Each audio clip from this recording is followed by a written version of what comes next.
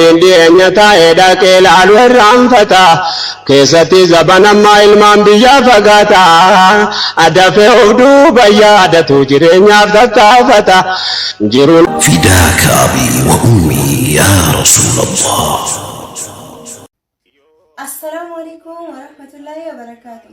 كلاسين بلتي كيساني حالي إني قويا كيسجلو في قلقلة غرغرة تايوك أبات يرو هندايو جتولا أسلالي توقفا كلاسي بلتي كيسان كيسا شتان بريدا نما حاوت نت أسكوت نما جتوي أتكيسا نمت نجامو أبات يرو هندايو جتولا كترون برباتش يرو هندايو قلقلة دس نما جتو كان أفت نما حاوتو كان سمو نما جيجيرو جتو كان برا شامان وانتوني أكا شاما كلاسي كيسان كيسا تكابسي فماني أرقامو بكام جتو كان برا ما براتين قلقلة إبساميت نجد كان قوياتين أدى تأوك أباد بريدا نما حاوتو تأوك أباد كان برا يموتو يو هندقاتين وانتوني ألقا كيسان الرأفامو يرو هندا أكا جيجيرا مقابل جتو hifachu osoo hin taane afachu boru jijjiira jechuu osoo hin taane yeroo hundaayyuu qulqullina qabaachuu qabaata. Kan biraa immoo inni sadarkaa tokko fara taa'uu qabaata jechuudha. Ofii kan keetii qulqullina eeggachuu hin dagaatini. Ijoollee hin jedhin karooraan deemi jechuudha. Karooraan deemi. Kanaafuu ofii kan keetii qulqullina eeggachuu hin dagaatini. kan biraa immoo mataa kan keetti yeroo hundaayyuu qibaatii hin baay'isin maaliif jenna abbaan mana kan kee mataa kan kee qaqqabu waan fedhuuf yeroo hundaayyuu kun waan beekamudha.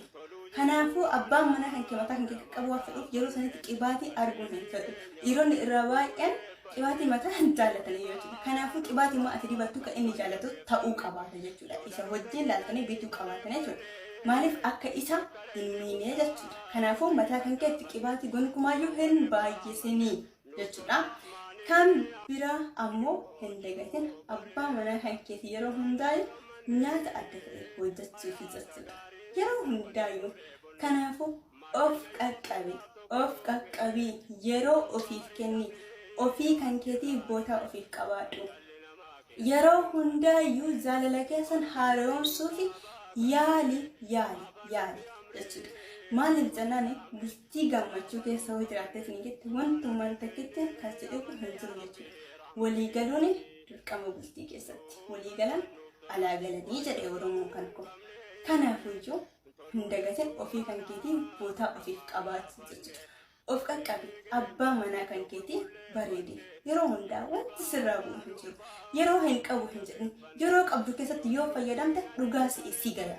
Rabbi kanaafuu raawwachuu hin dagatin abbaa manaa kan keetii waan kanneen hundaayyuu. Assalaamu alaikum warahmatullaahi wabarakaatu. Jaalalaa fi abjuu keessaa wanti raawwatamne hin jiru. Yaa shamarran keenya wanta har'a miidiyaa irratti raawwattaniitiin jettanii itti yaadaatii raawwadha. Guyyaan tokko dhufuuf deema guyyaan isin anatu kana raawwate anatu waan kana poosti godhe jettanii of gaafattan jechuudha. Kanaafuyyuu akka booda hin seenofne hin mootuyyuu itti yaadaatii raawwadha wanta raawwattan hundaayyuu. Ani adada tiktokii kana seeneetiin jedhu yeroo baay'ee maal agaraa shamarran waan abbaa manaa isii wajjin haasofteetiin jette poosti gootu arga jechuudha. Silkiidhaan waraabaatiin. Kanaafuyyuu keessattuu kan na ajaa'ibeetiin jedhu daangaa yeroo abbaa manaa wajjin wal loltee si hiikee jira deemnarraa sin barbaadu jedhuun poosti gootutu jira. Laata eenyu siif haa gadduuf, laata eenyu siif haa yaaduuf, eenyummaaleef siif yaaduu hin danda'an. Wanti isaan godhan yoo jiraateetiin jedha ashangulliitii bootusitti ol darbanii yookaan immoo gareessitti kolfeessu bira taruudha. Kun immoo dhibee kan keessatti eda'u malee wanti sirraa hir'isu takka hin jiru. Kabajaa kan keessarraa buusa malee wanti siif eda'u hin jiru jechuudha. Shamarran asirratti waan abbaa manaa keessanii poosti gootan. Kan biraa himmootuyyuu namoonni icciitii ofii baasaniitiin hin jedhani milkaa'oo akka hin ta'ini ni beektan jechuudha.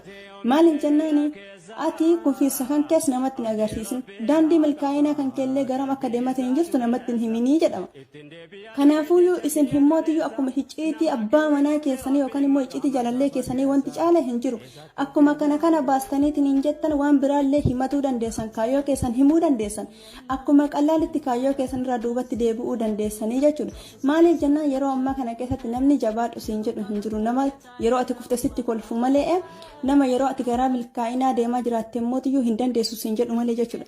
Kanaafuyyuu isin kufaatii keessanis namatti agarsiisinaa yoo dandeettanis hin jettanii sirreessaa waan san balleessan kan koo maali jedha of gaafadhaa jechuudha. Kanaafuyyuu inumaayyuu aslaalisitti hima yoo abbaa manaa kan kee yookaan jaalallee kan keetii wallolteetiin hin jette yoo inni jecha hamaa tokkoyyuu siin jedheetiin hin jedhe akkana jettee hiriyaa kan keettiin himin abbaan manaa kan koo bara akkana naan jedhe jettee hiriyaa kan keettiin himin maasitti fakkaate yeroo lama sadii yoo ati deebitee abbaa manaa kan koo jira akkana wallolle jettee itti himteetiin hin jette ati itti araaramuu dandeessa. Hayii akkana siin jedheetuma itti araaramte hayii osoo anaati maali sila yoo tana biilookii godhe onnee kan koo keessaa balleesse kan biraa jaaladhee siin jette. Kanaafuyyuu barii jecha hagana ga'u jedhanii hanga har'a wayi kabajaa isii qabaa jettee si duubarra haasa'uu dandeessi jechuudha. Kanaafuyyuu yoo abbaa manaa kan kee wajjin wallolteetiin hin jettee hin dubbatin namattis hin himin jechuudha. Siif qofatti haa hafu wanti kuni na amani. Ati waa'ee jaalallee kan keetii ala baasuu guddatta taanaan gonkumaayyuu jaalalli kamiiniyyuu si milkaa'uu hin danda'u. Maaliif jennaan jaalalli icciitii barbaada waan ta'eetiin hin jedheefi. Kanaafuyyuu wanta miidiyaa kana irratti baastaniitiin hin poosti gootan inni badasiin haa jedhu gaaris of eegi. Fayyaa keessanii eshi obboleettiin keenya tokko asitti maal jetti kan koommoo garuu baay'ee na jaalata. Guyyaa tokko garuu mucayyoo tokko goddanyaa isaa bira turte jaalala olaanaa qabe giddittiin irraa of dhoorka jedhee dhufee natti hime. Kuni jaalalli irraa si qabee osoo hin taane kan yeroo muraasatti irraa si qabu fedhii jedhama. Fedhiidha malee kun jaalalaa miti. Atummaan mee kan dhiiraa kan akkas jaalallee kan keetti waan akkasiitti dubbattu sanii mee atummaan wanti kun maasitti fakkaata osoo isiin dhuftee hadha dhiira tokko hiriyyaa kan koo biratti argee jaalalli irraan qabee ture giddin irraaf qabe seen jette mee si akkamtu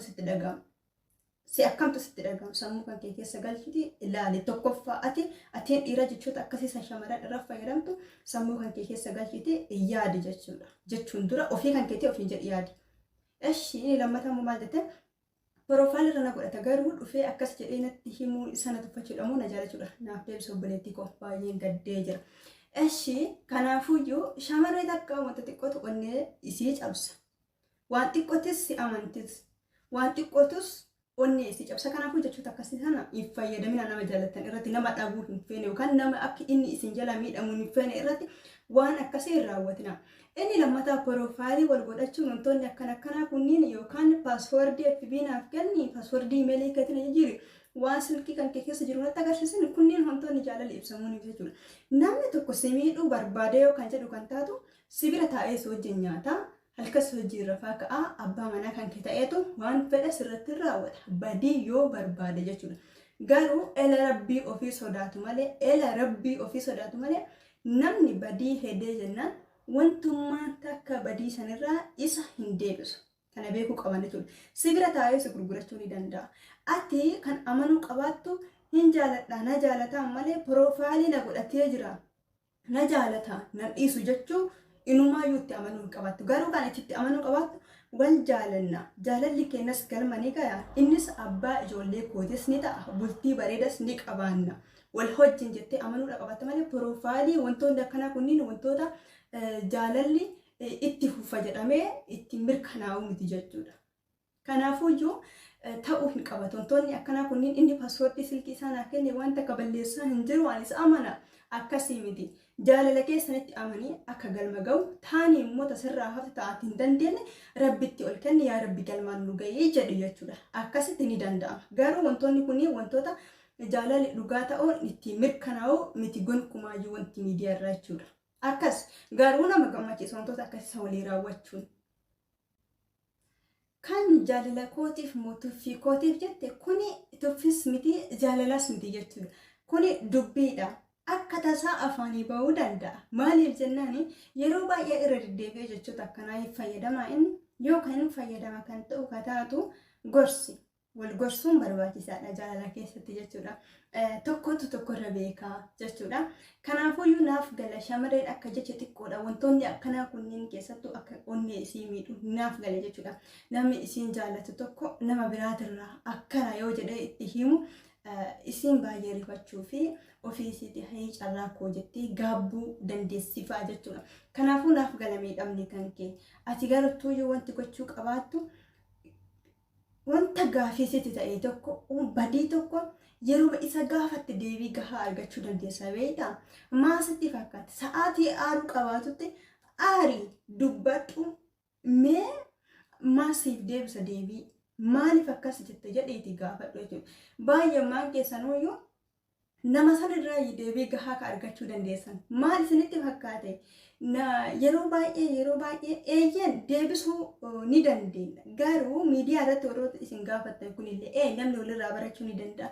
Yoo gaafatamnillee deebisuus ni dandeenya. Garuu irra caala haadha manaatiif abbaa manaa ija keessa ollalaa yookaan immoo walitti dubbatanii waan karaa haqii ta'e tokko irratti ati maaliif akkana jette kanaaf akkana sin jedhe kanaaf akkana sin jedhe bakka dhiifama siin jechuu danda'a. Bara akkana seenee bakka wanti aartu seenee fa'aa siin jechuu danda'a jechuudha. Sa'aatii sanatti maal ta'uu danda'a ati aartee bira deemuu osoo hin taane innuu aarii sirraa galchee gargar deemuu dandeessanii jechuudha.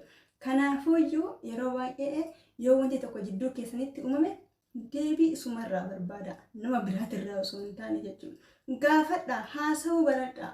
Bultii keessatti yoo ati haasofteetiin waan tokko furuu hin baratine wanti martinuyyuu idimee guutuu si hojii hin turu jechuudha. Bultii keessatti waliigaltee fi badii nu jidduutti uumameetiin jedhu irra taruu osoo hin taane guyyaa itti godhatanii bakka wanti tokko yoo itti deddeebi'eetiin jedhe maaliif inni waan akkanaa raawwata jedhanii irratti dubbachuun barbaachisaadha jechuudha. Kanaafuu wantoonni akkasii sunniin yoo uumameetiin jedhe walloliis san caalu yookaan jechi inni kan san caalu san jechuu danda'a jechuudha. Kanaafuu itti deebi'ees waan akkanaa kanniisin jechuu waan danda'uuf akka inni lammata ittiin deebine yoo barbaadde ati isuma sanirraa deebii argachuu waan dandeessuuf isuma san gaafadhu jechuudha. Isumas sin jedhee miti maaf naan jettee jedhii gaafadhu jechuudha. Kanaafuu deebii gahaa siif deebisuu ni danda'a innillee jechuudha. Kanaafuu akka tasaa waan afaanii bahe malee kuni jibbisa kan kee qabaate yookaan wanta biraa